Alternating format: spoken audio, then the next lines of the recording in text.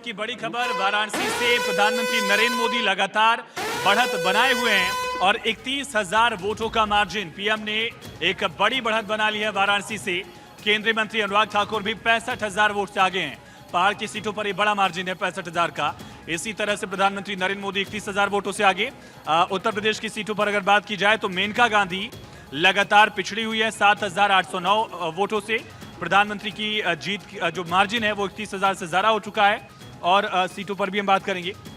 शाहजहांपुर की बात की जाए, बीजेपी यहां बढ़त बनाए हुए है।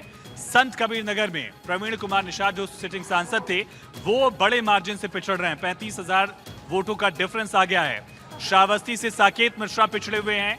नृपेंद्र मिश्रा जो राम मंदिर ट्रस्ट के चेयरमैन हैं, उनके बेटे साकेत मिश्रा चुनाव में पिछड़ते हुए। इसके अलावा संभल जहां से शफीकुर रहमान बर्क सांसद थे, उनके पोते जियाउर रहमान एक बार बढ़त बनाते हुए यहां दिख रहे हैं। तो कई बड़ी सीटों पर उलटफेर दिख रहा है। लेकिन पश्चिम बंगाल में भी पल पल बदलाव दिख रहा है। क्या स्थिति है पश्चिम बंगाल की इस वक्त?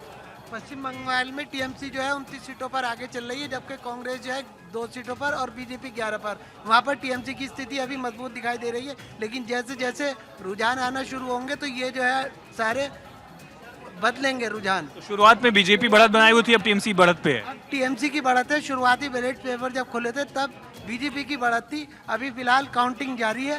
थोड़ी देर में रिजल्ट आना शुरू हो जाएंगे, तब उसके बाद में पूरी जानकारी। विश्व जी, आप किस स्टेट को देख रहे हैं अभी? मैं अभी देख रहा हूँ।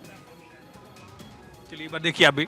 पंकज सर, आप क्या देख रहे हैं? महबूबा मुफ्ती पिछड़ रही है, अभी भी बड़ा मार्जिन हो गया है। तो आयुष, उत्तर भारत की अगर बात करें, बीजेपी जिस तरीके से 2019 में जीत कर आई थी, इस बार चीज़ें बहुत दिलचस्प हैं। अब जम्मू कश्मीर की बात करिए, heavyweight candidate Mehbooba Mufti 92,000 vote से पीछे चल रही है।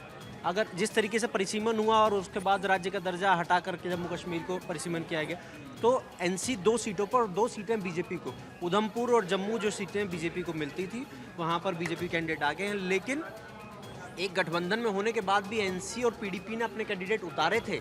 महबूबा मुफ्ती को हारना पड़ेगा। उसके बाद दूसरे स्टेट पर आई है हरियाणा में बड़ा बारामूला से उमर भी पीछे चल रहे थे, उमर अब्दुल्ला भी पीछे चल रहे हैं।